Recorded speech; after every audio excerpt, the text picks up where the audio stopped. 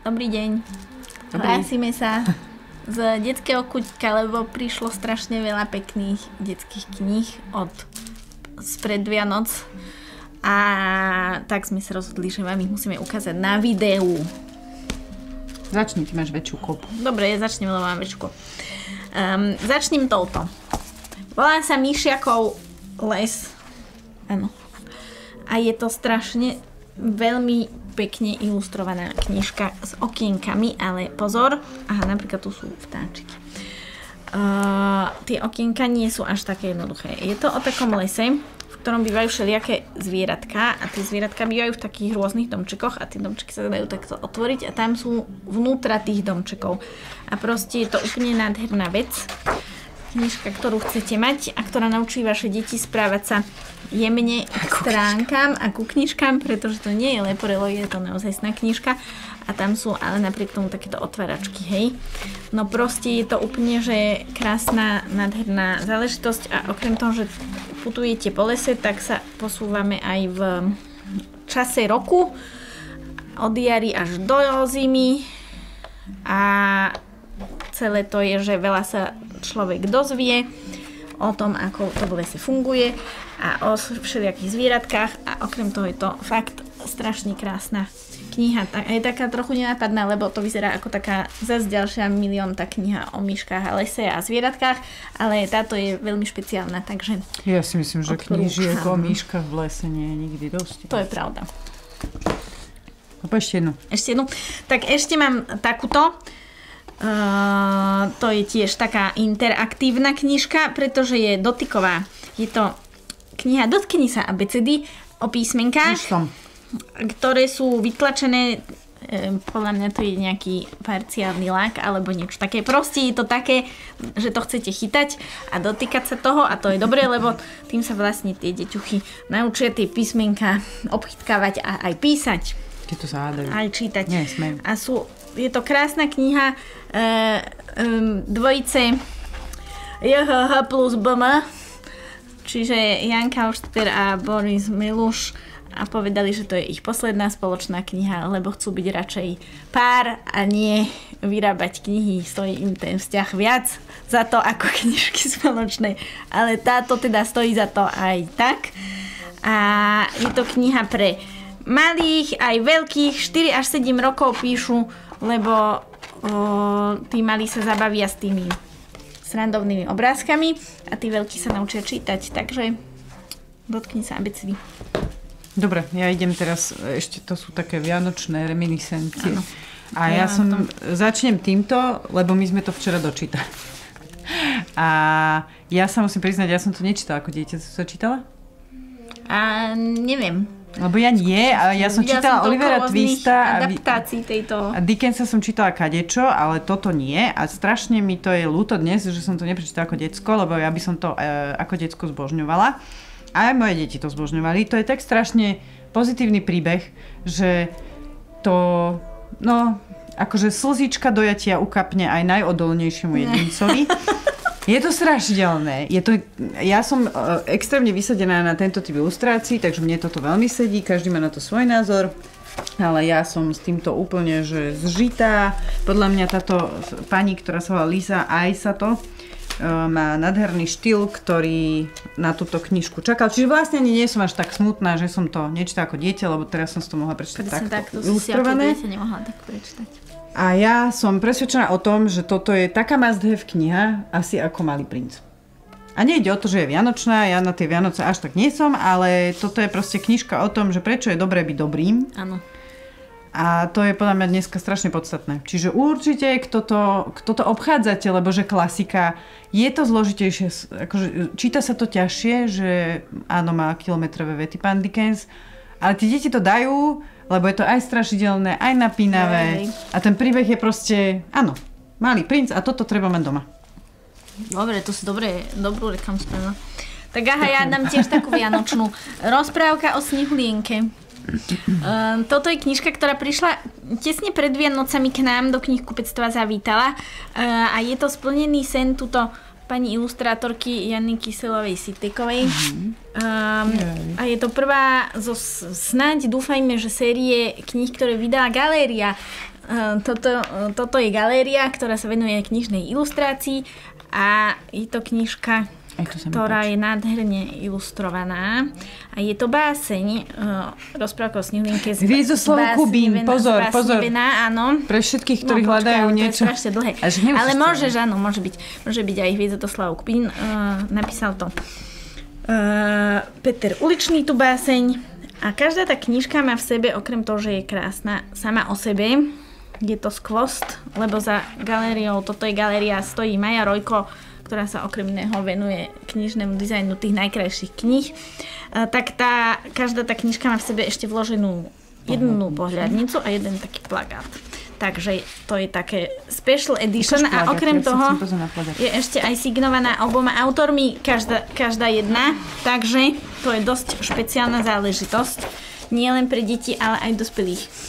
Takže to je krásne. To je fakt pekná vec. A tieto ilustrácie Janky Kyselovej Stekovej sú nádherné. No to. Tak, koniec. Či ešte jednu mám dať? Nie, už sa dobiehame. Tak poď. Správa z planéty Romanesco. To sa hodí. Čo je tam nejaká zelenina? Nie, obrázky. Nie, k sebe pozrieť. Lebo toto je kniha o planéte, ktorá je zelenina a navyše nie je úplne obľúbená u detí, takže to je celkom vtipné. Lebo Romanesco, ja neviem, ako sa skloňuje, takže na to rezignujem. Ale teda je to typ brokolice a táto planéta je brokolica a má dej o tom, že tam prichádza bordel z vesmíru a nakoniec bordel z vesmíru skončí zase vo vesmíre. Akože poučenie je z toho nejaké asi. Podľa mňa je to... Treba je zeleninu a nie bordel. Tak, áno. Ilustrácie sú to klasické už v tejto dvojici Oľhovo-Škandíkové. Kniha je to tiež klasická Oľhovo-Škandíková. No nie, toto je veľmi picture book. No je to picture book, ale stále je tam ten... Akože, ja mám veľmi rada štýl Terezy Oľhovej. Mám rada aj knihy, kde je viac slov ako v tejto, ale aj menej slov je niekedy super. Ilustrácie sú také, aké sme zvyknutí už aj z... Ako sa volala tá... o tom mobile. Agáta, aj z Agáty, tak. Takže toto je také podobné a je to vtipné a je to milé a má to teda message, že pošlite bordel do vesmíru. Nemá to ten message. Nie, ja si robím srandu. Je to super kniha. Určite bude Miriam robiť o nej nejakú dielničku a potom na ňu príde a poviete, aký má message. Dobre. Dobre, ja mám Zamatového králika. Aha, toto je krásna kniha, ktorá je z roku, prosím pekne, 1922. Teda ten originál. Táto kniha teraz vyšla. A je to o králikovi. Má aj ilustrácie z takého roku. Teda počkajte, ja som si pozrieť, ale myslím si, že to je tak. Áno, 1922, nepomýlila som sa. Má aj ilustrácie, aj text z takého roku.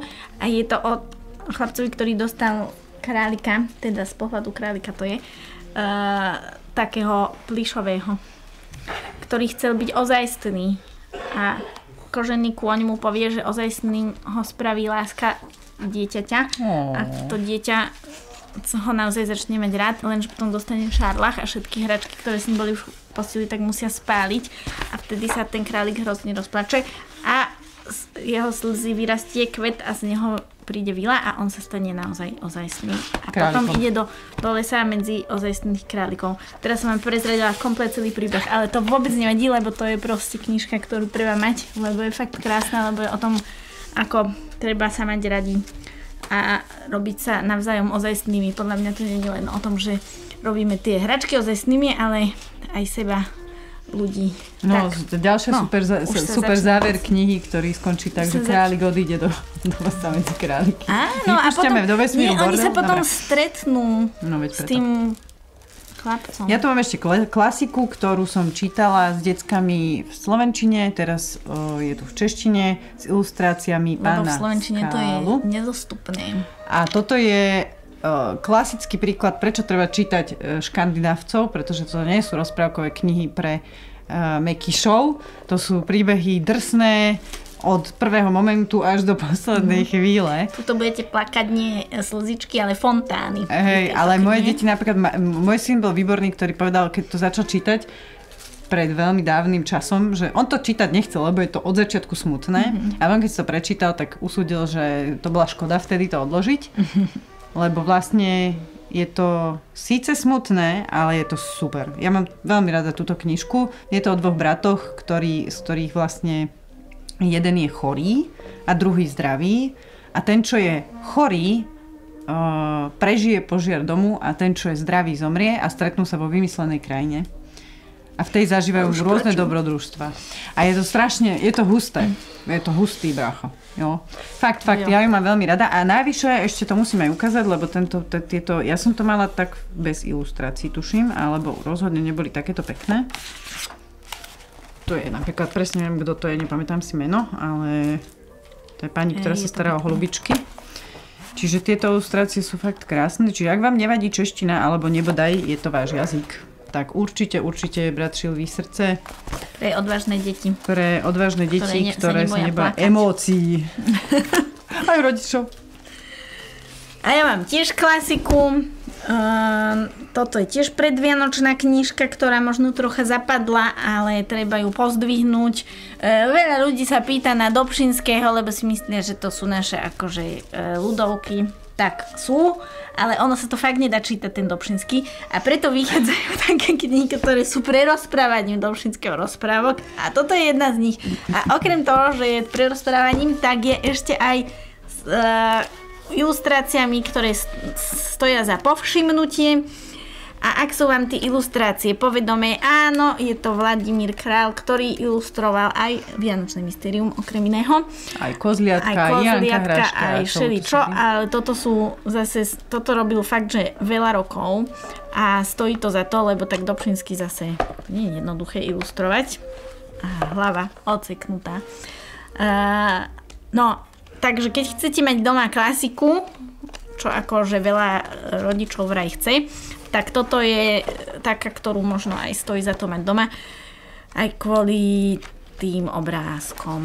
Ja si pamätám, ako mi moja mama hovorila, že to nemohla čítať, pretože keď prišla do kapitoly, kde nejakej princeznej rástli rúže z úst, keď hovorila, tak dostala záchvat smiechu a prestala. Áno. A vravela, že v tej istej rozprávke niekomu pri plači padali z očí perly. Ale a to je tiež... No, však to je to tiež zle prežívala. Rozprávka. No. Nemôžeš si to tak doslova predstaviť. Ja nie, mama sa smiala. Pozri si, tu máš jelenčeka, ktorý má babetko na paružiach. Áno. Máš ho opačne. Alžbetka Obláčik je môj posledný tip. Stihla som to prečítať tesne pred týmto videom. Nebudeme klamať. A je to strašne zlaté, lebo vlastniť obláčik je super premisa.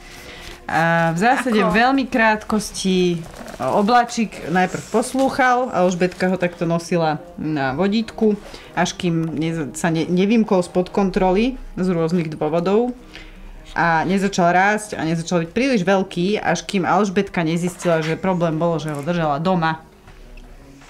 Som pochopila. No a obláčiky netreba držať doma. Čiže je to vlastne o nejakej láske k slobode, by som povedala. Je to veľmi milý príbeh. Nemá veľmi veľa textu. Čiže... Je to tiež taký picture book, áno. Čiže je to fajn pre... Je to taká jednohúbka na dlhé zimné večery. Na opakované čítanie. Presne. Kde ale doplňajú absenciu slov, doplňajú fakt krásne ilustrácie. Áno, to sú takí bratia, ktorí robia takéto picture booky. Mali sme od nich všelijaké, hlavne v angličtine, v slovenčine vyšla iba jedna o takej medzi morom a nebom, či tak nejak sa to volalo. A táto je ešte krajšia, áno. Alžbetka Obláčik je cool. No. Bratia Fanovci sa volajú. Takže Alžbetka Obláčik, to je teraz novinka 4+. Milý, no zároveň hlboký príbeh s krásnym posolstvom.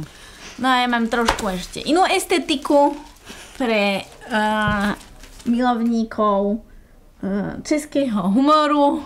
Tu máme panáčik, kôstka, slivka, poleno a zase panáčik. Túto knižku možno poznáte z českého vydania, originálu, ktoré vyšlo vo vydavateľstve Baobab. Toto je slovenský preklad, za ktorý vďačíme Braku. A je to super, lebo nech sa číta. Chrudoš Valoušek je cool český ilustrátor, ktorý robí takéto srandy. A túto knihu robil spolu s Vojtechom Maškom, ktorý písal texty a je to teda riadna halus, doslova, lebo to je o kôstke, z ktorej vyrastie panáčik? Nie, no áno, poleno? Najprv poleno a potom panáčik z polena, slivkové poleno, slivkový strom a slivková kôstka to je a potom zažíva všelijaké dobrodružství a je to fakt smiešné. Akože daj tomu šancu, Tamara, lebo je to fakt smiešné. Treba si to prečítať. Najprv v prvej kapitole tvrdí, že je kôstka, v druhej tvrdí, že je panáčik a v tretej tvrdí, že je... No a proste ono to je všetko pravda, pretože to je všetko v tom. Zahrnuté, chápem. Takže je to dosť srandovná záležitosť a estetický úlet, takže není sú len také ľúbivé ilustrácie, ale máme tu všetko možné v tomto našom Artfore, čo je super. A nezabudnite, že 14.2. je deň darovania kníh. Nielen Valentín. A aj Valentín. A ešte bolo vysvedčenie, takže keď náhodou vaše deti Hviezdoslavov Kubín knihy, to už bolo. To furt je. No, dobre, teraz to už nejaký holého pamätník. Whatever, proste máme knihy, príďte si vybrať.